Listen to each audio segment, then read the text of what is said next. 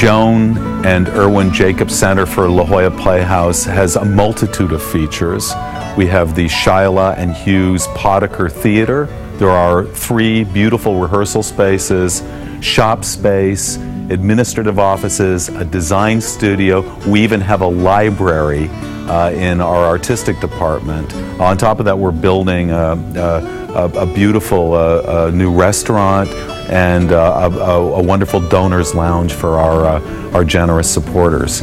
Running through the grounds of the theater village that houses La Jolla Playhouse is Gregory Peck Park, which features really an extraordinary eucalyptus grove, and we see that transforming and changing, of course, as the years go on.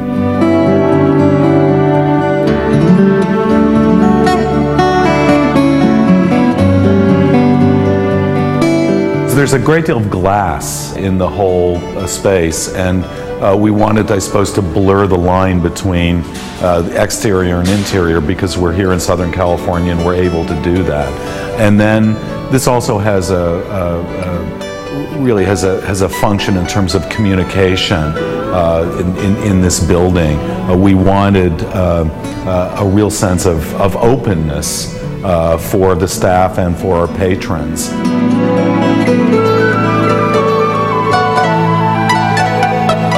And this particularly applies to the lobby. We want this to be a beacon, so as people approach, they have a sense of excitement and a sense of expectation. When people walk by this theater, Michael Rotundi, the architect, wanted them to be clamoring to get in, to find out what's inside. And it is literally a playhouse.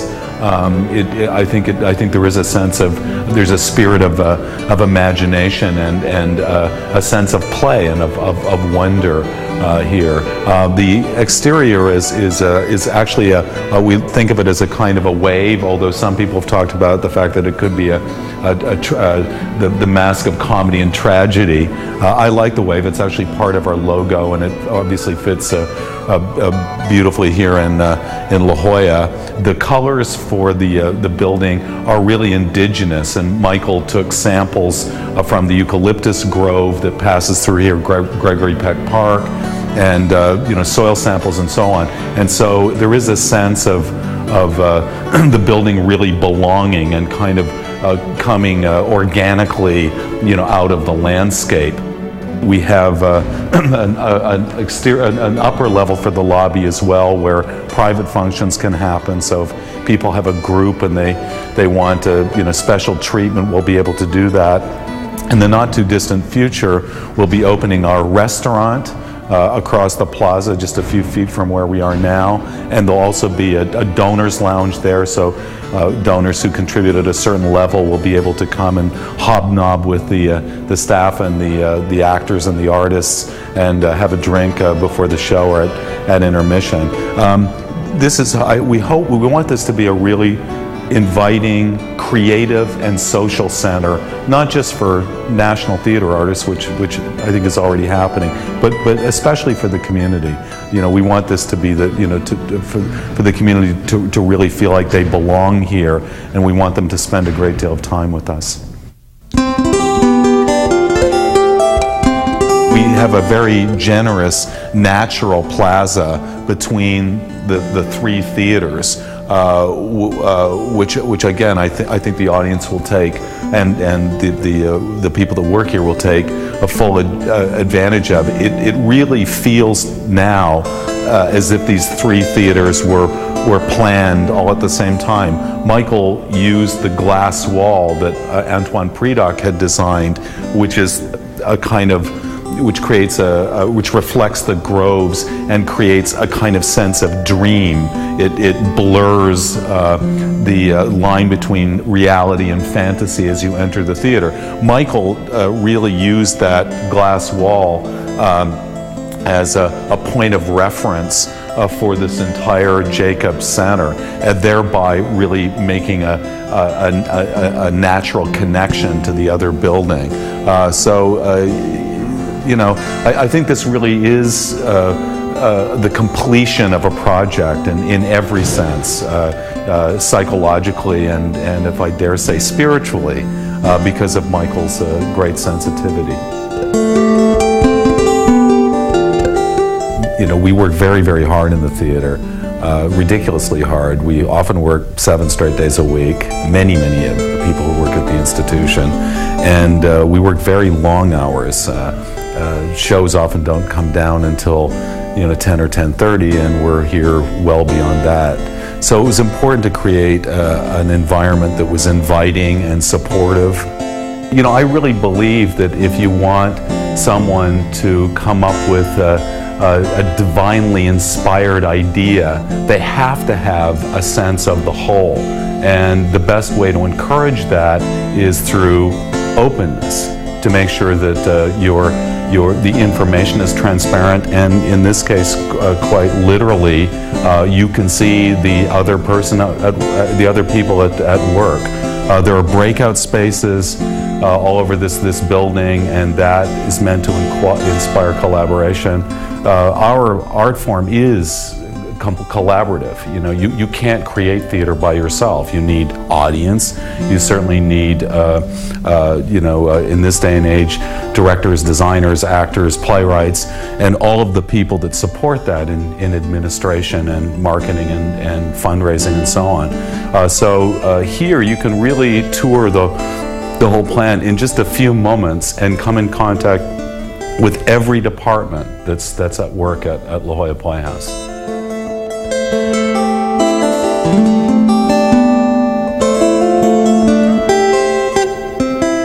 One of the, I think, great things about the Playhouse, and I think this elevates our work once again, is our relationship with the Department of Theater and Dance at the University of California at San Diego.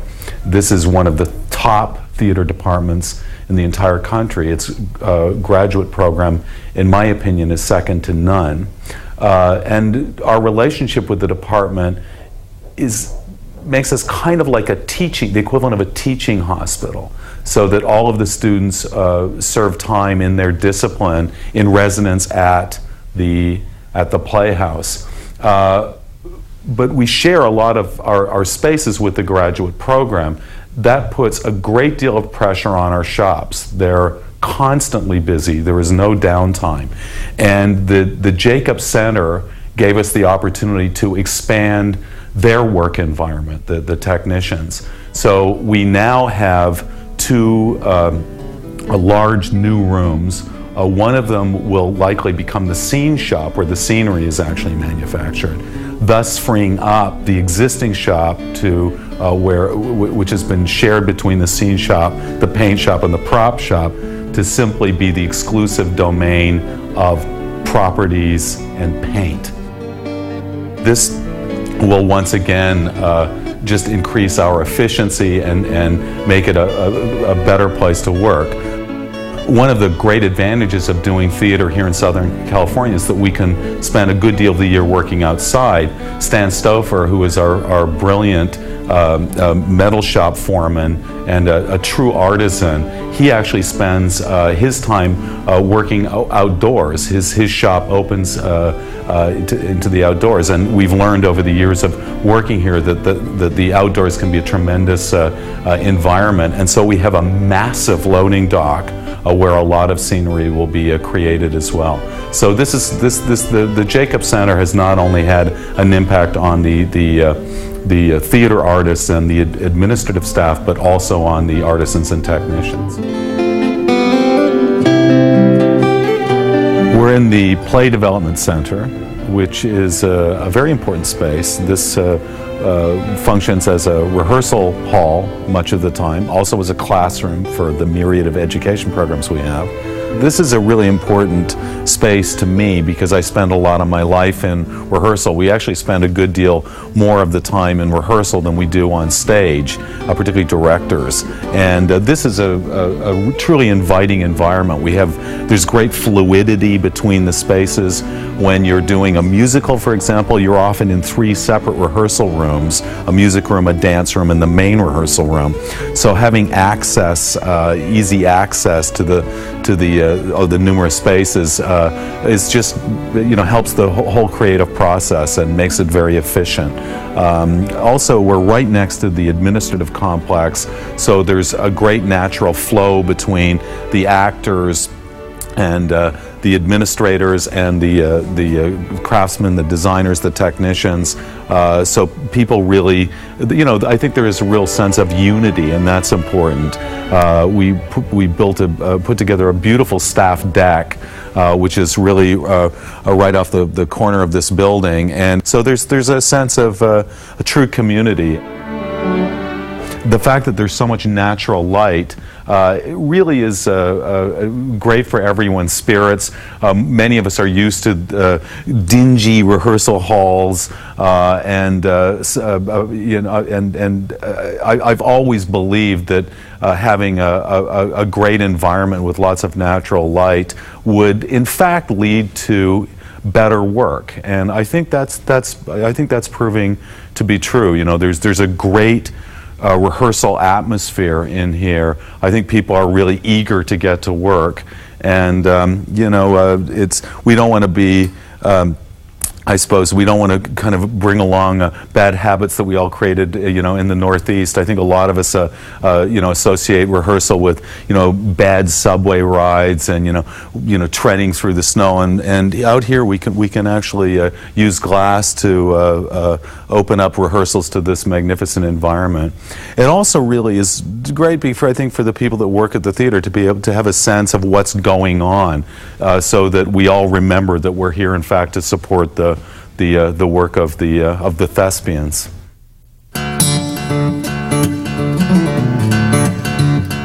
This is a very special theater.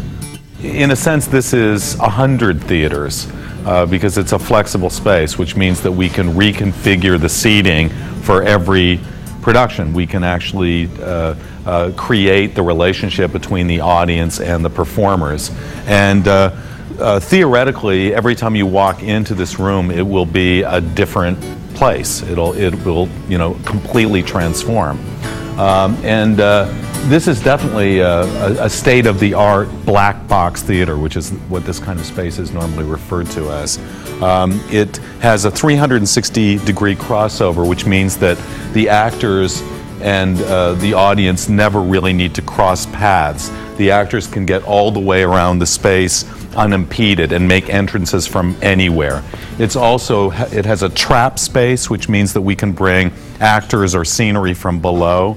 It has a tension grid above us, which is basically a grid made out of cables that the technicians can walk on, but each section is removable. So in fact, we can fly scenery or, again, actors in from above. So it gives us a tremendous amount of versatility, which is what you want in this kind of space. It's also quite large. We can seat up to about 450 people in this room, and the space can expand and contract to a considerable degree. We could, in fact, have audience members only sitting in the gallery, and we could do a production with, a stage the size of a football field with 100 audience members. So it's really a dream space, and I don't think there's anything else that I've seen in the United States that can rival the Potiker Theater. So we're tremendously excited about it, and it's not just for experimental work. It can be, you could do musicals in the space, you can do classics, certainly you can do a wilder work because you can again just sculpt the space according to your needs. So I think there'll be a wide range of activities in this theater. We're up on the gallery level of the Potiker Theater, and this is a great bonus to have this space, and this would not be traditionally part of a black box theater, but we can use this gallery will serve as a place for audience, but also we can use it as an acting space. And in fact, there's another gallery level above this, which is really a lighting position, but I'm already planning to use that as an acting space. And for that matter, we could even have actors on the attention grid at some point, which I'm sure will happen within the first year or two. So we can use this space vertically as well as horizontally and laterally, which is a tremendous advantage. And I think psychologically, the thing about a theater like this is that it's a theater that you enter as opposed to theater that you just watch. You're actually a part there's a kind of an implicit connection there with audience and performance. So you really feel like you're, not that it's participatory, but you really feel like it's happening around you, and that can create excitement in itself. The face of the theater actually has a marvelous slope to it. It's really almost like an approaching wave just before it crashes, and that created tremendous acoustics in here. So we're anticipating really great sound in this space, and we have a great deal of flexibility with both sound and light. There is a myriad of potential lighting positions and speaker positions. Once you get below the stage floor, that's the kind of real guts of the plant, and that's of course the areas of preparation for the technicians and the craftsmen. There's the trap room, in the center of the space, which of course is for entrances and exits and for scenery. There's also two quite beautiful but very functional dressing rooms. We don't believe in star dressing rooms at the Playhouse. We always have an ensemble, dressing room. There's an actor green room. There's also a wig room, which is the first time we've had a place for hair and wigs, which is a real bonus for the plant. And in addition, we have a sound recording studio, which we have not yet equipped, but the shell is there, and that means that we can now record music right here at the theater. So hopefully there'll be many albums to come, as well as the music that we actually use in the shows. We've paid a lot of attention to the Playhouse as really as a creative center. We've tried to be very sensitive to the needs of the artists and of course the audience, but also our technicians. The control booth in the new Potiker Theater, for example, is really enormous by normal standards, but a great deal of work happens in there. It's not just the running of shows. That really becomes a kind of studio for the people who are doing sound and lights and who are actually the stage managers who are running the shows. So we try to create an environment for them that would be inspirational. It's me! Sweetheart! Doesn't this door close? Never mind. I'll put a chair against it.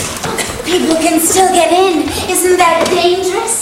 What sort of danger did you have in mind? But if anyone saw us, we'd be guilty. We're all alone, darling.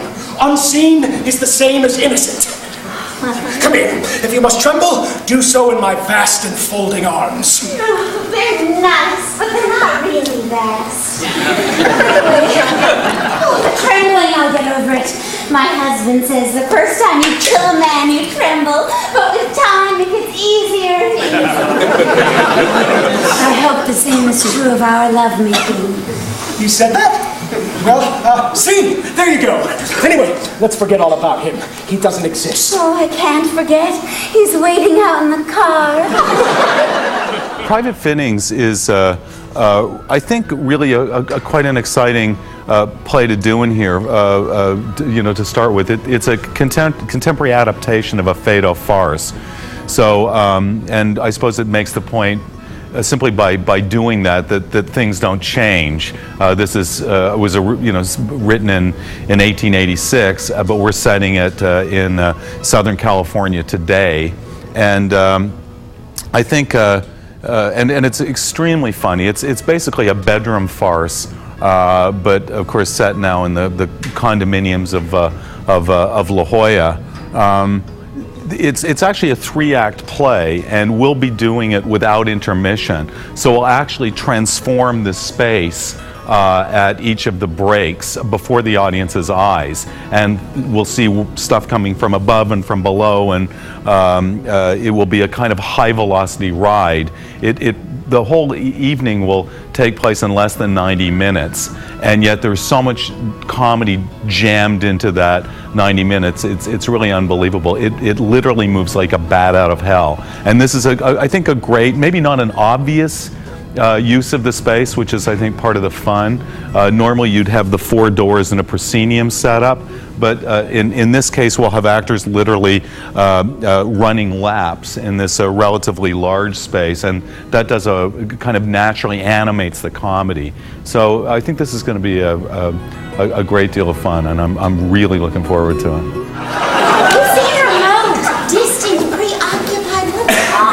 We can't help our feelings, and besides, I feel just awful about them. Darling, you're right! What's with the chair in the door? Isn't this a public establishment? Yes, it is. There's no reason to think that it isn't. And yes, that chair wasn't an odd place. My feng shui consultant suggested it. I must speak to her. Hello, darling. Actually, this is a very fancy salon, and to get a fitting here, you need a personal appointment. It doesn't look fancy. I got bored out in the car and thought I'd come in and watch you try things on. I didn't mean to disturb you. Go ahead like I'm not here. What an unsettling idea. Was he getting your measurements, sweetheart? Yes, that's it. Yes. Waist 42. What? I mean in metrics. It's for European style now. Everyone involved in this organization really played a role in the development of this complex. Often what happens is that I think architects work independently of the actual theater professionals, and we've all witnessed this a great deal in our careers as we've gone to spaces that have been developed that way. The great thing about Michael Rotundi and his team is that they really reached out to us. So this has truly been a collaboration at all levels of La Jolla Playhouse, and that's why the building is such a tremendous success. This is my mother-in-law, Harriet Howe. Yes, that Harriet Howe. What made you so depressed, dear? All that excess weight? Look, she's my patient. She had, postpartum depression. I don't have any children. Yes, that's the problem. Complications from adoption. From deciding not to adopt. From putting up with other people's children. Look, why don't you two just... What? I want to use you. It's my husband again. Quick, go in there. I'll see you left. You two. What are you doing? You want to see the typical unit? There, check it out. It's a show place. Tell him I'm busy. He thinks I'm the fashion designer. Tell him I'm with a celebrity, a TV star, someone like that. Don't mess it up this time. Am I still dying? I hope so. I never knew real estate.